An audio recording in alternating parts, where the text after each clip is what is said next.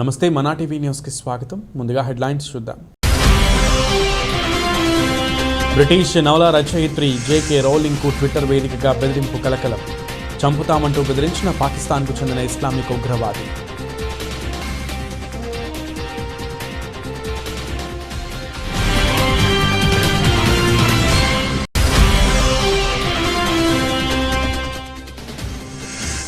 భారత్ ఆందోళనను బేఖాతరు చేస్తూ చైనా నౌకకు అనుమతి ఇచ్చిన శ్రీలంక. హంబన్ టోటా పోర్టుకు వస్తున్న చైనా నౌక.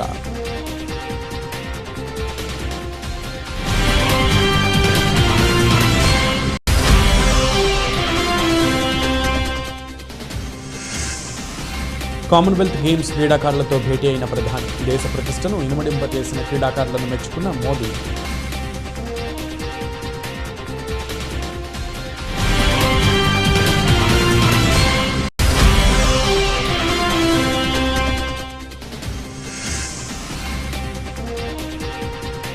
మహబూబ్ నగర్లో ఫ్రీడమ్ ర్యాలీ. పోలీస్ తుపాకీ తీసుకుని గాల్లోకి కాల్పులు జరిపిన మంత్రి శ్రీనివాస్ గౌడ్.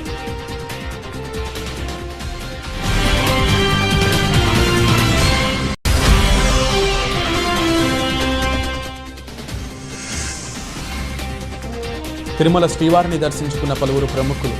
స్వామివారి నైవేద్య విరామ సమయంలో దర్శించుకున్న ఏపీ డిప్యూటీ సీఎం నారాయణ స్వామి.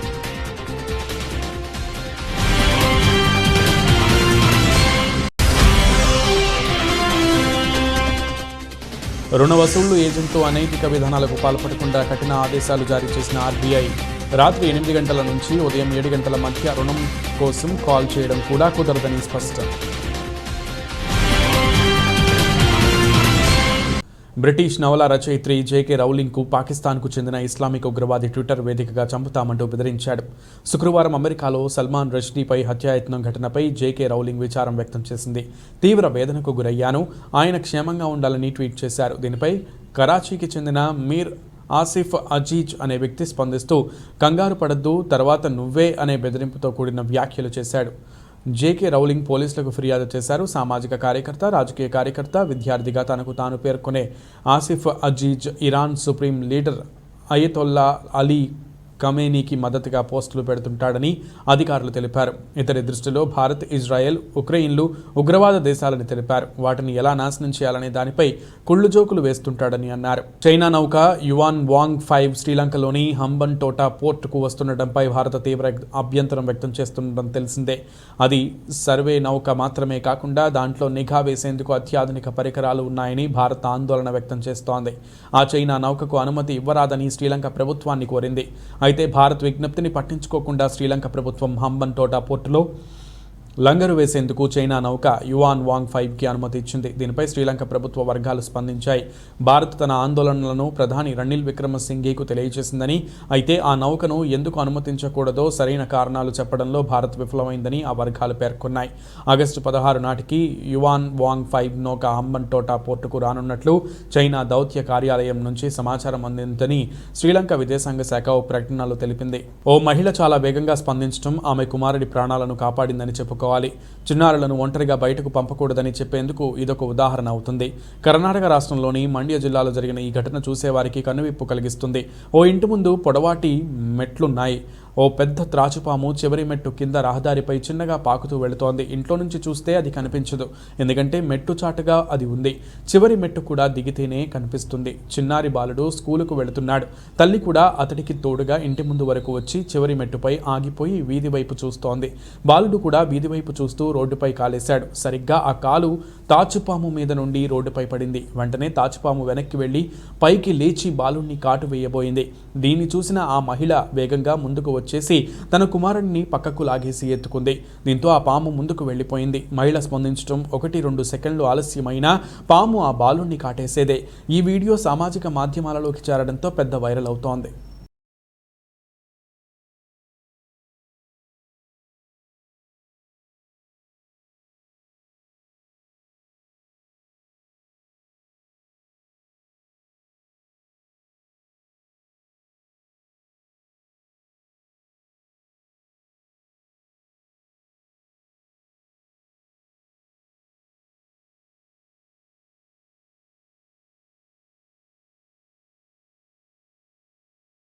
కామన్వెల్త్ క్రీడల్లో పతకాలు సాధించిన భారత క్రీడాకారులతో ప్రధాని నరేంద్ర మోడీ భేటీ అయ్యారు. ప్రధాని అధికారిక నివాసంలో జరిగే ఈ కార్యక్రమంలో కొందరు మినహా దాదాపు విజేతలంతా పాల్గొన్నారు. ఈ సందర్భంగా ప్రధాని మోడీ క్రీడాకారులను ఉద్దేశించి ప్రసంగిస్తూ మీ అపూర్వ విజయాలు చూసి జాతి మొత్తం గర్విస్తోందని ప్రశంసించారు. మీ షెడ్యూల్లో కొంత సమయాన్ని నాకు కేటాయించి నా నివాసానికి వచ్చినందుకు చాలా సంతోషంగా ఉంది. అందరూ భారతీయుల్లాగే మీ గురించి మాట్లాడటం నాకు గర్వంగా ఉంది అంటూ భారత క్రీడల్లో స్వర్ణయుగం ఆరంభమైందని, ఇది కేవలం యువశక్తి వల్లే సాధ్యమైంది. గడిచిన 2 వారాల్లో అటు కామన్వెల్త్ ఇటు చెస్ ఒలింపియాడ్ రూపంలో 2 మెగా ఈవెంట్లు, కామన్వెల్త్ క్రీడల్లో చారిత్రాత్మక ప్రదర్శనతో పాటు చెస్ ఒలింపియాడ్కు మనం తొలిసారి ఆతిథ్యం ఇచ్చాము. ఈ మెగా ఈవెంట్లో విజయం సాధించిన వాళ్ళందరికీ నా శుభాభినందనలు అని ప్రధాని మోదీ విజేతలను కొనియాడారు. ఇక కామన్వెల్త్ క్రీడల్లో రజతం పథకం సాధించిన భారత మహిళా క్రికెట్ జట్టు గురించి ప్రధాని మోదీ ప్రత్యేకంగా ప్రస్తావించారు. హర్మన్ ప్రీత్ కౌర్ బృందాన్ని ప్రశంసల్లో ముంచెత్తిన ఆయన స్వర్ణ పథక విజేత బాక్సర్ నీతూ, అలాగే badminton star gold medallist PV Sindhu, cricket Renuka సింగర్తో పాటు రెజ్లర్ పూజా గెహ్లోత్ పేరును ప్రస్తావించారు. साथियों, आप सभी देश को सिर्फ एक मेडल नहीं, सिर्फ सेलिब्रेट करने का, गर्व करने का अवसर ही देते ऐसा नहीं है, बल्कि एक भारत श्रेष्ठ भारत की भावना को आप और सशक्त करते हैं. आप खेल में ही नहीं, बाकी सेक्टर में भी देश के युवाओं को बेहतर करने के लिए प्रेरित करते हैं. आप सभी देश को एक संकल्प, एक लक्ष्य के साथ जोड़ते हैं, जो हमारी आजादी की लड़ाई की भी बहुत बड़ी ताकत थी. महात्मा गांधी, नेताजी सुभाष चंद्र बोस, मंगल पांडे, तात्या टोपे, लोकमान्य तिलक, सरदार भगत सिंह, चंद्रशेखर आजाद, अशफाक उल्लाह खां, रामप्रसाद बिस्मिल, अनगिनत सेनानी, अनगिनत क्रांतिवीर, जिनकी धारा अलग थी लेकिन लक्ष्य एक था. रानी लक्ष्मीबाई, जलकारी बाई, दुर्गा भाभी, रानी चेन्नम्मा, रानी गाइडिंलियो और वेलु नचियार जैसी अनगिनत वीरांगनाओं ने हर रूढ़ी को तोड़ते हुए आजादी की लड़ाई लड़ी.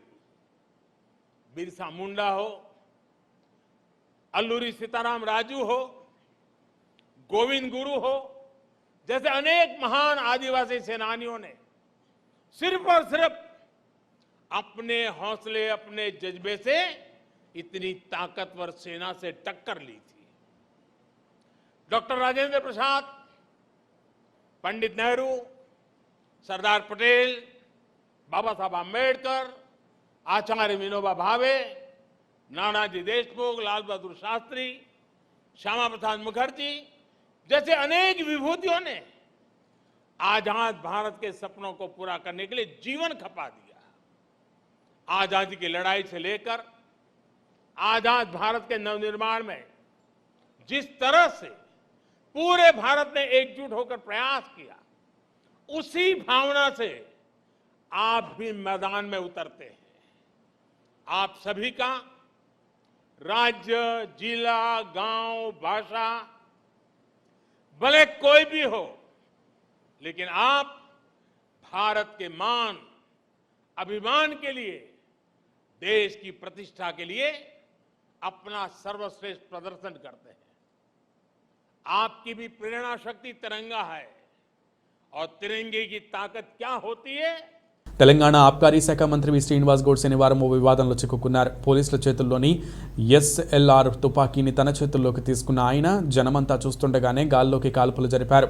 మంత్రి గాల్లోకి కాల్పులు జరుపుతున్న సమయంలో పోలీసు ఉన్నతాధికారులు అక్కడే ఉన్నా ఆయనను వారించకపోవడం గమనార్హం. దేశానికి స్వతంత్రం సిద్ధించి 75 ఏళ్లు అవుతున్న సందర్భంగా భారత స్వతంత్ర వజ్రోత్సవాల పేరిట తెలంగాణ సర్కారు పలు కార్యక్రమాలను నిర్వహిస్తున్న సంగతి తెలిసిందే.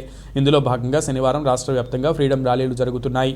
ఈ క్రమంలో తన సొంత జిల్లా మహబూబ్ నగర్లో జరిగిన ఫ్రీడమ్ ర్యాలీలో మంత్రి హోదాలో శ్రీనివాస్ గౌడ్ పాలుపంచుకున్నారు. ఈ సందర్భంగానే ఆయన పోలీసు తుపాకీని తీసుకుని గాల్లోకి కాల్పులు జరిపారు. ఈ ఫోటోలు, వీడియోలను చూసిన నెటిజన్లు పోలీసుల తుపాకీతో మంత్రి గాల్లోకి ఎలా కాల్పులు జరుపుతారంటూ ట్రోలింగ్ మొదలుపెట్టారు.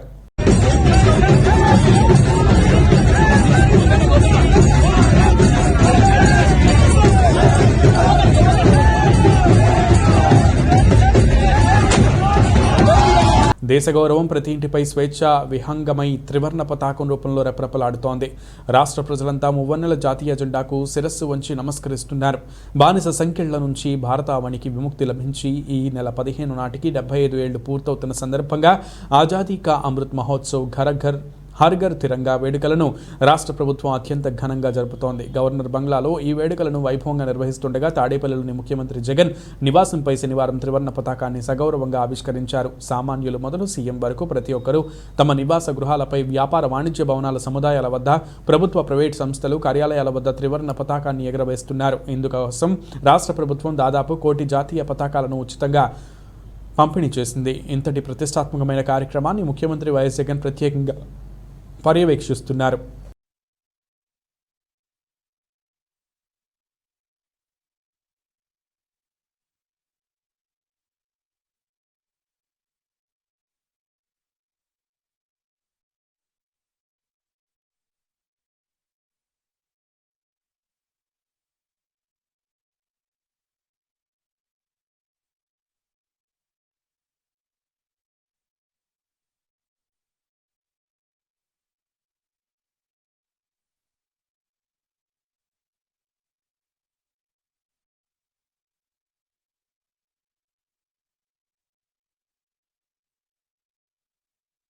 తిరుపతిలో మెటర్నిటీ హాస్పిటల్ను మున్సిపల్ కార్యాలయంగా మార్చనున్న వైసీపీ ప్రభుత్వంను మున్సిపల్ టీటీడీ అధికారులను నిలదీస్తూ తక్షణమే ఇటువంటి చర్యలను ఆపివేయాలని, ఈ మెటర్నిటీ హాస్పిటల్కు ఎంతో పేరు ఉందని, జిల్లా నలుమూలల నుంచి పేదవారు ఇక్కడికి వస్తారని, వారికి అసౌకర్యం కలగకుండా చూసుకునే బాధ్యత ఈ ప్రభుత్వం పైన, సంబంధిత అధికారులపైన ఉందని జనసేన పార్టీ ఆధ్వర్యంలో శనివారం ధర్నా కార్యక్రమం నిర్వహించారు.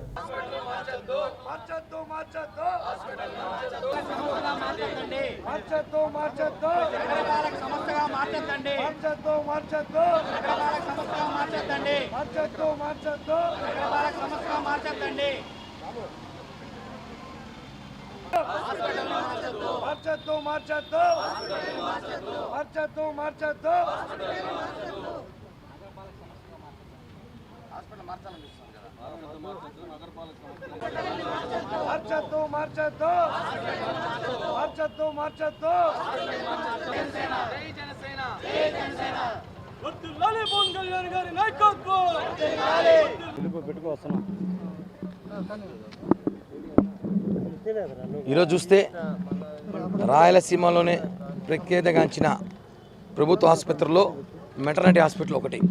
ఇక్కడ రాయలసీమలో ఉన్న ప్రతి ఒక్కరి ప్రస్తుతి కోసం సామాన్య ప్రజలందరూ ఇక్కడికే వస్తారు. చాలా పెద్ద ఆసుపత్రి, ఫెసిలిటీస్ బాగుంటాయి అనేసి. కానీ ఇక్కడ మనం చూస్తున్నాం, ఈ ప్రభుత్వం వచ్చిన తర్వాత ప్రభుత్వ ఆస్తులతో పాటు ప్రజల ఆస్తులు కూడా కాజేస్తూ ప్రభుత్వ ఆస్తులు కాజేస్తున్నారు. దానికి ఉదాహరణే రాత్రి అక్కడ బోర్డు లేదు, అక్కడ బోర్డు ఇది వచ్చేసి నగరపాలక సంస్థ తిరుపతి మున్సిపల్ కార్పొరేషన్. ఇప్పుడు ఆ బోర్డు ఉంది.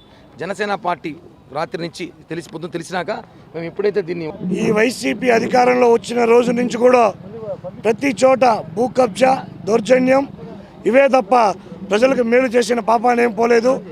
రాయలసీమలోకే అది పెద్ద హాస్పిటల్. మనం తిరుపతిలో అందరికీ తెలిసిన ఆడవాళ్ళ హాస్పిటల్ అని చెప్తాము. ఈ హాస్పిటల్ చుట్టుపక్కల పల్లెల నుంచి అర్ధరాత్రుల్లో కాన్పులు నొప్పులతో వస్తుంటారు.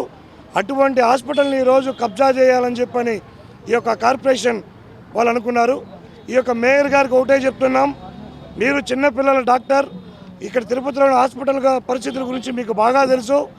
మీకు అన్నీ తెలిసి కూడా ఈరోజు మీరు ఇక్కడ కార్పొరేషన్ బోర్డు పెట్టారంటే మిమ్మల్ని ఏమనాలో మాకు అర్థం కావట్లేదు. ఇప్పటికైనా మేము ఒకటే చెప్తున్నాం, ఈ హాస్పిటల్ జోలికి వచ్చారంటే జనసేన పార్టీ తీవ్ర పోరాటం చేస్తుంది. ఆమరణ దీక్ష కూర్చుంటామని చెప్పి కూడా మేము హెచ్చరిస్తున్నాం. ఆంధ్రప్రదేశ్ మాజీ ముఖ్యమంత్రి వైఎస్ రాజశేఖర రెడ్డి ఫోటోను అడ్డం పెట్టుకుని ప్రచారం చేసుకుని మోసం చేయడం కాదని, రైతులకు న్యాయం చేసి ఆదుకోవాలని ఏపీసీసీ అధ్యక్షుడు డిమాండ్ చేశారు. వైఎస్ జగన్మోహన్ రెడ్డి ప్రభుత్వ పాలన తీరును తీవ్రంగా ఎండగట్టారు. ప్రత్యేకించి రాయలసీమ జిల్లాల్లో తీవ్రంగా నష్టపోతున్న టమాటో రైతులను వెంటనే ప్రభుత్వం ఆదుకోవాలని, రైతులు తమ పండించిన టమోటాలను రోడ్లపై కాకుండా వైసీపీ నేతల ఇళ్ల ముందు వేయాలని సూచించారు. కాంగ్రెస్ ప్రభుత్వం అధికారంలో ఉన్నప్పుడు రైతులకు ఉచిత విద్యుత్, పంటల బీమా, పంట నష్టపరిహారం, ఉపాధి హామీ పథకం వంటి ఎన్నో పథకాలను ప్రవేశపెట్టి రైతులను ఆదుకుందని, ప్రస్తుత ప్రభుత్వం అన్ని విధాలా రైతులను నడ్డివిరుస్తోందని ఆగ్రహం వ్యక్తం చేశారు. ప్రభుత్వం వెంటనే రైతులను ఆదుకోవడానికి వ్యవసాయ అనుబంధ పరిశ్రమలు వెంటనే ఏర్పాటు చేయాలని డిమాండ్ చేశారు. పంట నష్టపరిహారం ఇవ్వాలి, అట్లాగే వ్యవసాయ ఆధారిత పరిశ్రమలు నెలకొల్పాలి. రైతులకు కూడా చెప్తా ఉన్నా నేను, రోడ్లో ఎందుకు పడేస్తారు మీరు, తీసుకెళ్ళి ఆ ఎమ్మెల్యేల మంత్రులు ఇళ్ళ ముందు పడేయమని కోరుతా ఉన్నారు. కాంగ్రెస్ పార్టీ రైతులకు అండగా ఉంటుంది కనుక ఈ కార్యక్రమాలపైన ప్రజలందరినీ కలిసామని కోరుతా ఉన్నాం. ఆజాదీ కా గౌరవ యాత్ర సాగుతోంది దేశంలోనూ రాష్ట్రంలోనూ. స్వతంత్ర ఉద్యమానికి ద్రోహం చేసిన ఆర్ఎస్ఎస్ బీజేపీ రోజున పెద్ద పెద్ద మాటలు మాట్లాడుతూ ఉంది. కాన్స్టిట్యున్సీలో జిల్లాలో ఇప్పటికే దాదాపు 60 కిలోమీటర్ల పైగా పూర్తయింది. ఈ రోజు కూడా ఇంకా మరి మొదలు పెడతా ఉన్నారు. పోయేది ఒక్కటే, ప్రజలకి దేశానికి కష్టం వచ్చింది, దేశం దోచుకునే వాళ్ళ చేతులు లేకపోయింది. వాళ్ళ యొక్క తీపి మాటలు తప్ప ఇంకేదో, వాళ్ళ మాటలే తీపి, మొత్తం వాళ్ళ ప్రవర్తన అంతా ఈ దేశానికి, దేశ భవిష్యత్తుకు, మన పిల్లల భవిష్యత్తుకు విషం లాంటిది. కనుక అందరినీ కోరుతా ఉన్నాం, ఈ ఆజాదీ కా గౌరవ యాత్రలో పాల్గొనమని అన్ని చోట్ల. అంటే స్వతంత్రోద్యమ స్ఫూర్తితో పనిచేయాల్సిన కాలం వచ్చింది. రాహుల్ గాంధీ గారు ఈ దేశాన్ని ఐక్యం చేసే దాంట్లో భాగంగా భారత్ జోడో యాత్ర సెప్టెంబర్ 7వ తారీఖున మొదలవుతుంది. మన రాష్ట్రంలో కూడా పైన వచ్చి కలుస్తుంది. వివరాలు మరొకసారి వచ్చే విషయాలు మాట్లాడతాం. ప్రజల్ని కోరుతా ఉన్నా, ఇంకా ఎంతకాలం కులం పైన, మతం పైన ఆధారపడి మీరు రాజకీయాలకి మద్దతు ఇస్తారు?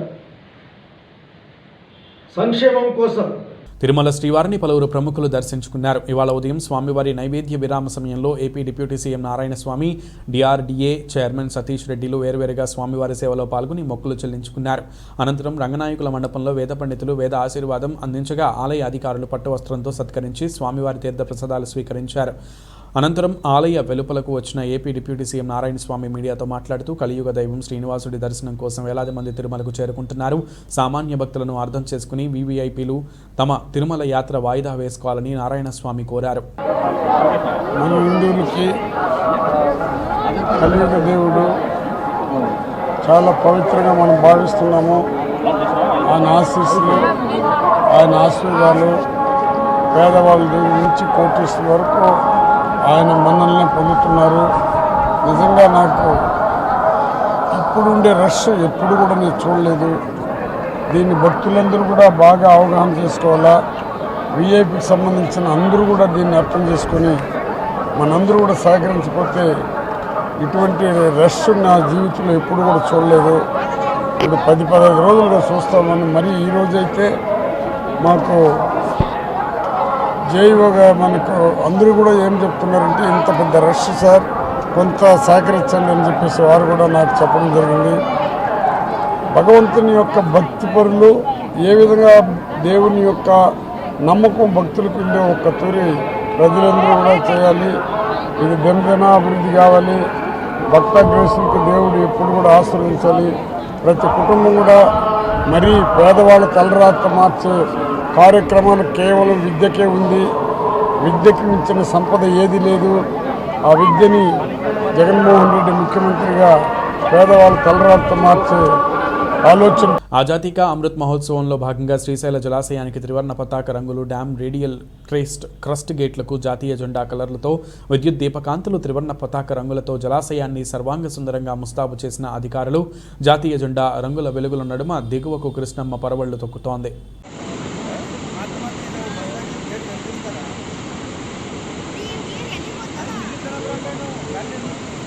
వెలుగోడు రిజర్వాయర్ నుంచి లిఫ్ట్ ఇరిగేషన్ ద్వారా సిద్ధాపురం చెరువుకు శ్రీశైలం ఎమ్మెల్యే శిల్పా చక్రపాణి రెడ్డి సాగునీటిని విడుదల చేశారు.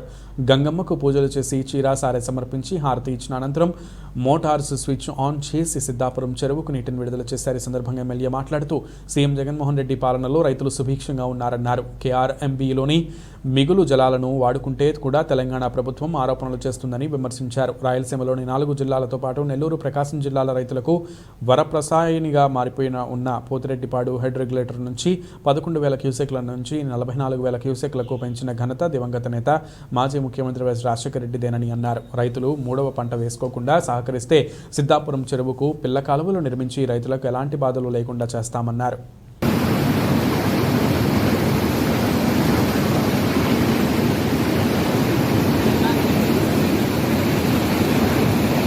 తర్వాత మన ప్రియతమ ముఖ్యమంత్రి జగన్మోహన్ రెడ్డి అయిన తర్వాత మనం ఆంధ్రప్రదేశ్లో ఎన్ని ప్రాజెక్టులు ఉన్నాయో అన్ని ప్రాజెక్టులు కూడా నిండు కుండల్లా జలకలతో కలకలాడుతూ ఉన్నాయి. అంటే దీని అర్థం ఏమి? రాజు మంచివాడైతే, పాలకుడు మంచివాడైతే భగవంతుడుగా అన్ని రకాలైనటువంటి వనరులు చేకూరుస్తాడనే విషయం మన అందరికీ తెలుసు. ఈరోజు సిద్ధాపురం లిఫ్ట్ ఇరిగేషన్ స్కీమ్ను వెలుగోడు రిజర్వాయర్ నుంచి 2 పంపుల ద్వారా ఎత్తిపోయడం ఈరోజు ప్రారంభం చేస్తూ ఉన్నాం. ప్రతి సంవత్సరం కూడా చూస్తూ ఉన్నారు, ఎన్నో సమస్యలతో కూడినటువంటిది సిద్ధాపురం.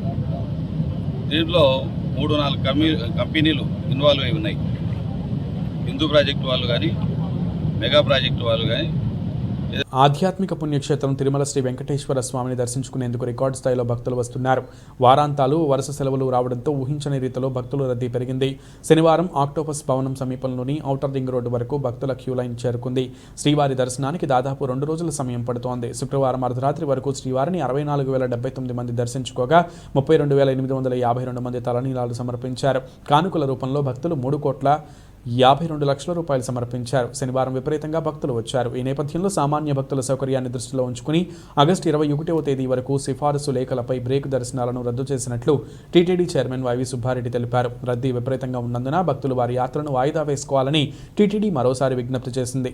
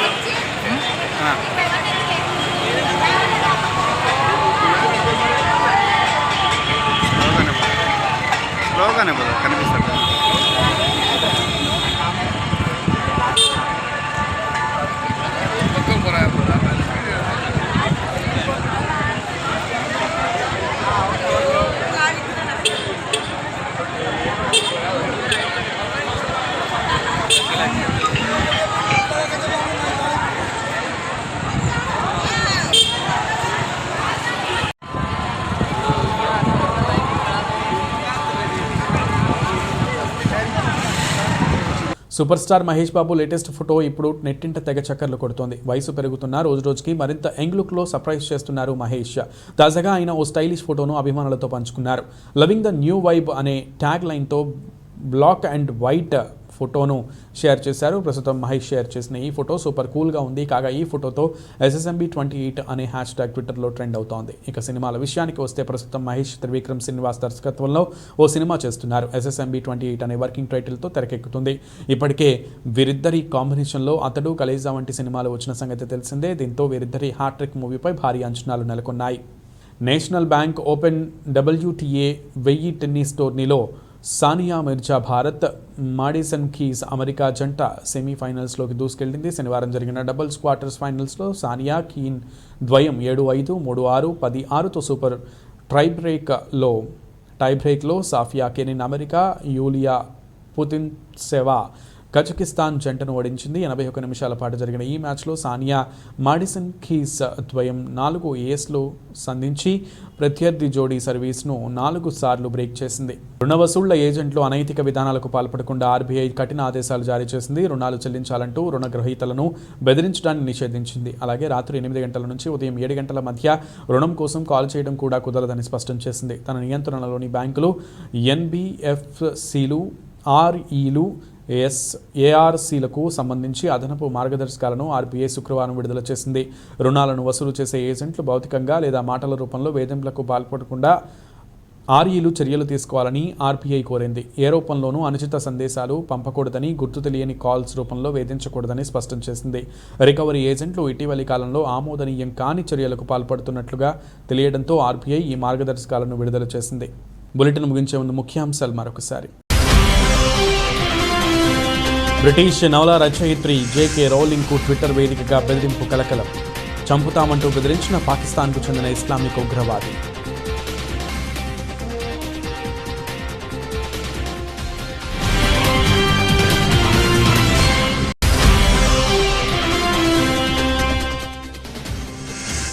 భారత్ ఆందోళనను బేఖాతరు చేస్తూ చైనా నౌకకు అనుమతి ఇచ్చిన శ్రీలంక.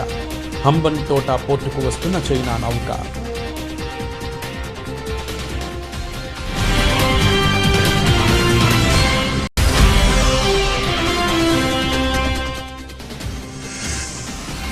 కామన్వెల్త్ గేమ్స్ క్రీడాకారులతో భేటీ అయిన ప్రధాని. దేశ ప్రతిష్టను ఇనుమడింపజేసిన క్రీడాకారులను మెచ్చుకున్న మోదీ.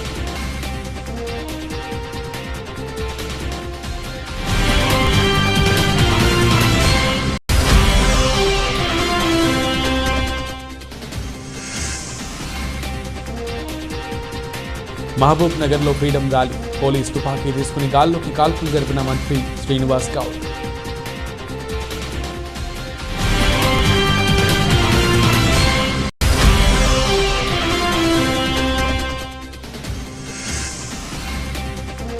తిరుమల శ్రీవారిని దర్శించుకున్న పలువురు ప్రముఖులు. స్వామివారి నైవేద్య విరామ సమయంలో దర్శించుకున్న ఏపీ డిప్యూటీ సీఎం నారాయణ స్వామి.